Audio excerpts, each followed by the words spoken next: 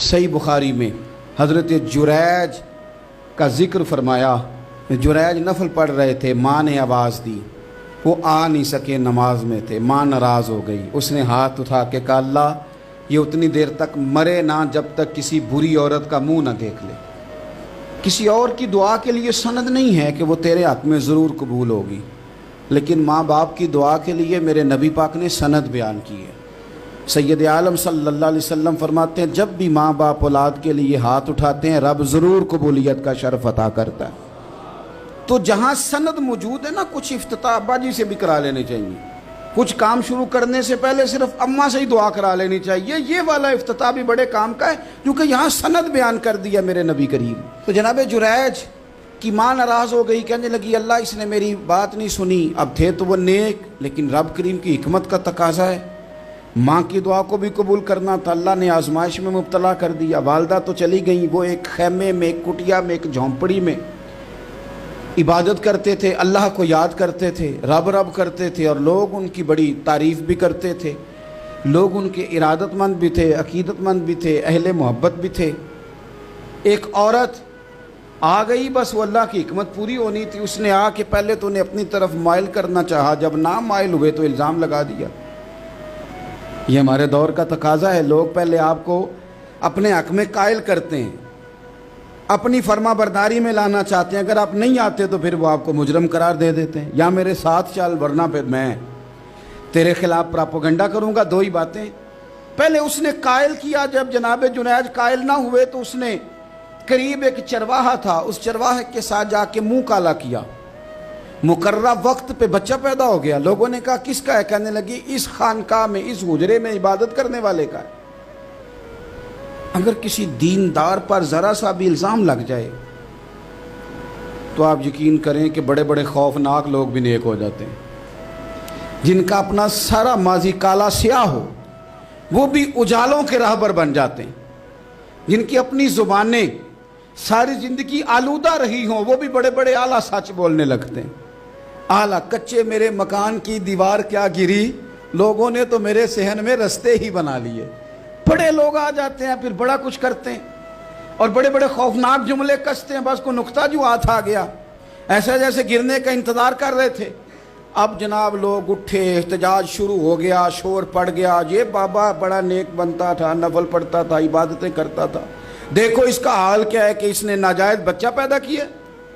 बगैर तहकीक के मैं कह चुका हूँ कि उलझे उलझे बिखरे बिखरे रोज़ व शब देखेगा कौन, लोग तेरा जुर्म देखेंगे सबब देखेगा कौन। लोग तेरा जुर्म देखेंगे सबब कोई गौर नहीं करता कि वजह क्या थी। ओ भाई कुछ तो मजबूरियां रही होंगी, यूं ही कोई बेवफा नहीं होता।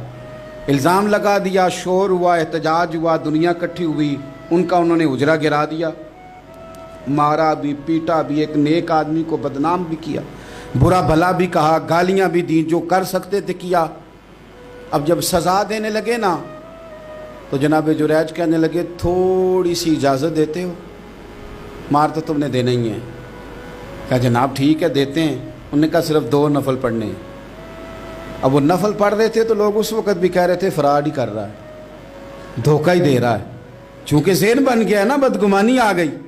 उन्होंने 2 नफल पढ़ के हाथ उठाए, कहा अल्लाह जाना तो मैंने है, पर इस रुसवाई के साथ जनाजे तक नहीं ख़राब हो जाते, कब्रें तक नहीं लोग बदनाम कर देते। कहा अल्लाह जाना तो है, फिर इस रुसवाई के साथ तो मेरी मदद फरमा। अब तो मेरा केस तेरी ही अदालत में है, तू रहमत का दरवाज़ा खोल।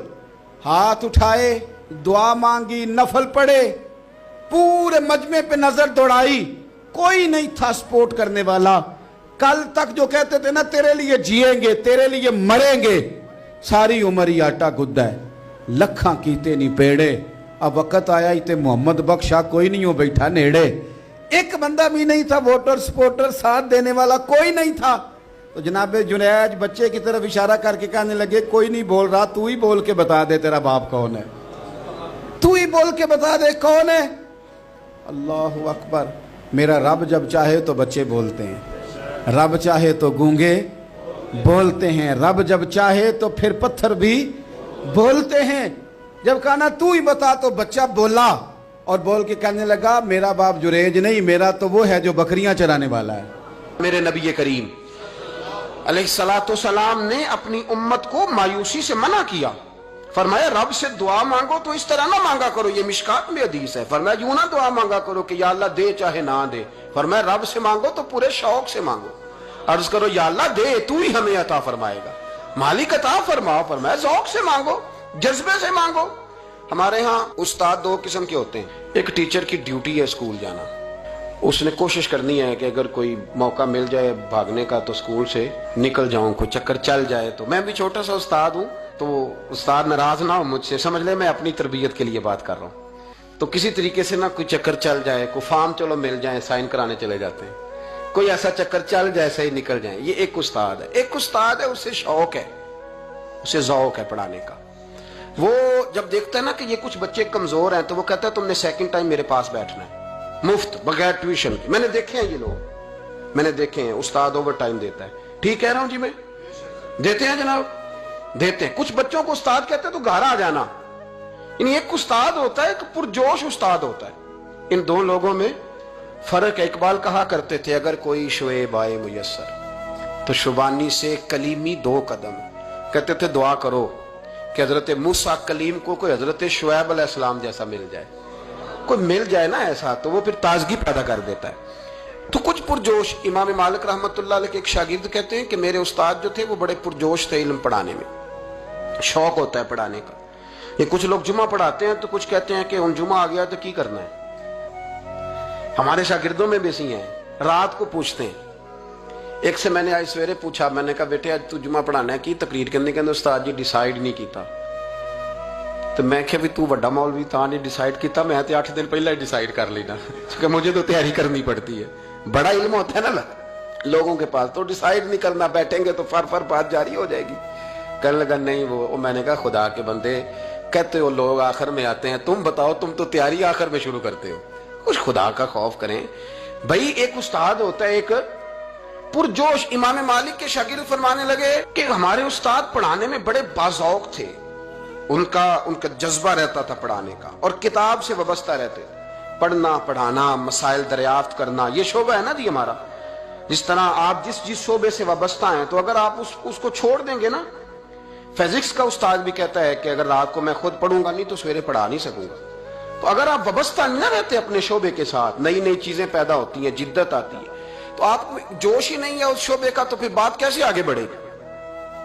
تو کہتے ہیں امام مالک بڑے جب بیمار ہو گئے شدید، تو شاگرد کہتے ہیں میں تیمارداری کرنے گیا، تو میں نے جب دیکھا تو مجھے چہرہ دیکھ کے سمجھ آئی کہ امام مالک کا آخری وقت ہے، بڑے کمزور ہو گئے، اور معدے میں اور پیٹ میں اتنی تکلیف تھی کہ انہیں دودھ پلایا جا رہا تھا چمچ کے ساتھ، پیالے کے ساتھ، صرف دودھ پی سکتے تھے، کمزور ہو گئے۔ فرماتے ہیں میں جا کے بیٹھا، زندگی میں کبھی ایسا نہیں ہوا تھا کہ میں جاؤں اور امام صاحب کسی دینی مسئلے پر مجھ پر گفتگو نہ کریں، لیکن آج میرے دل میں خیال تھا کہ اب تو اس وقت تو ہوش ہی نہیں رہتی کوئی آدمی، لیکن کہتے ہیں میں جا کے بیٹھا ہی تھا کہ امام صاحب نے آنکھیں کھولی، فرمایا ماشاءاللہ آپ آئے ہیں، چلو یار میں ابھی کو بندہ ہی تلاش کر رہا تھا، ایک مسئلے پہ بات کرنی تھی۔ کہتے ہیں لفظ نہیں پورے ادا ہوتے، ان کے جملے ٹوٹتے ہیں، بیچارے کمزور ہو گئے، بڑھاپا ہے، ایک مسئلے پر بات کرنی تھی، تو فرماتے ہیں کہ میرا دل نہ اتنا نرم ہوا کہ میرے آنسو بہہ گئے۔ میں نے کہا اس حال میں بھی استاد جی آپ کو دین کی فکر ہے؟ کہنے لگے یار ایک آدمی نے مسئلہ پوچھا ہے تو اس کو حل کر کے دینا ہے، یہ رسول اللہ کا دین ہے، علماء کی ذمہ داری ہے آسان کر کے لوگوں تک پہنچائیں، ہر آدمی اس تک تو میں نے وہ دینا ہے، یہ میری وفا ہے اپنے مذہب کے ساتھ، آخری دم تک دینا، میں اپنی حیاتی تو قربان تھی وہاں، میری محمد بکیندے گزر گئی، یہ کرنا ہے کام، لوگوں کو آسان کر کے دین پہنچانا ہے۔ فرماتے ہیں کہ میں نے کہا استاد جی فرمائیں، کہنے لگے یار یہ حج کے موقع پر جو رمی جمار ہوتی ہے، جمرے کو شیطان کو کنکر مارے جاتے ہیں، پوچھنا یہ ہے کہ دونوں طرح سے سنت ہے، پیدل بھی مار سکتے ہیں سواری پہ بھی، تو یہ بتا کہ پیدل افضل ہے یا سواری پہ افضل ہے؟ تو کہتے ہیں میں نے کہا استاد جی میرا خیال ہے پیدل افضل ہے، لوگوں کو تکلیف کم ہوگی، تو کہنے لگے نہیں تو نے غلط کہا، کھانا نہیں کھایا جا رہا، لیکن اب استاد ہیں تو جوش کتنا ہے، فرمانے لگے تو نے غلط کہا۔ کہتے ہیں میں نے کہا پھر استاد جی سواری پہ افضل ہے اگر پیدل افضل نہیں، کہنے لگے نہیں تو نے پھر بھی غلط ہی کہا۔ کہتے ہیں میں نے کہا حضور دونوں طرح غلط ہے تو صحیح کیسے ہے؟ فرمانے لگے بیٹے اگر اس بڑھاپے میں بھی میں مسئلہ بتانے میں تیزی نہیں کرتا، تحقیق کرتا ہوں، تو تو نے جوانی میں ہی تیزی کرنی شروع کر دی ہے۔ سوچے ہی نہیں بات کو، فٹافٹ بیان کر دی کہ اگر یہ نہیں تو یہ۔ حکمت والا ہے، اس کو سمجھنا پڑتا ہے، حکمت کے ساتھ پھیلتا ہے۔ کہتے میں نے کہا استاد جی حکم کریں، پھر آپ بتائیں کیسے افضل ہے۔ فرمانے لگے مستحب ہے، اچھا عمل ہے کہ ایک شیطان کو کنکر مار کے تو دعا مانگی جائے، اور اتنی دیر مانگی جائے جتنی دیر میں انسان 20 آیات قرآن پاک کی پڑھ لیتا ہے۔ اور یہ مستحب عمل ہے، یعنی کرے تو ثواب ہے، نہ کرے تو گناہ نہیں۔ مستحب ہے کہ دوسرے کو کنکر مار کے پھر دعا مانگی جائے، تیسرے کو کنکر مار کے کھڑے نہیں ہونا، دعا مانگتے مانگتے چلے جائیں۔ تو فرمانے لگے مسئلہ سن، جس نے چونکہ مستحب ہے مانگے چاہے نہ مانگے، تو جس نے تو کنکر مار کے دعا مانگنی ہے نا، اس کے لیے افضل یہ ہے کہ وہ پیدل کنکر مارے، اور جس کا ارادہ دعا مانگنے کا نہیں نا، اس کے لیے افضل یہ ہے کہ وہ سواری پہ بیٹھ کے کنکر مارے۔ تو دونوں جہتیں بدل جائیں گی۔ فرماتے ہیں اس بڑھاپے اور کمزوری میں میں نے امام مالک کی وہ فقاہت دیکھی، اور فرماتے ہیں جب فارغ ہو کے نا امام مالک سے میں باہر نکلا، سلام لے کے میں دروازے پہ پہنچا تھا، ابھی کمرے کے دروازے پہ امام صاحب نے بلند آواز سے کلمہ پڑھا اور ان کی روح پرواز کر گئی۔ بلند آواز سے کلمہ پڑھا، روح پرواز کر گئی۔ اتنا دین کا جذبہ، شوق، اتنا طبیعت کے اندر درد دین کے لیے کہ آخری وقت تک مسائل دین میں غوطہ زنی، کس طرح کر کے امت کو آسان دین پہنچایا جائے۔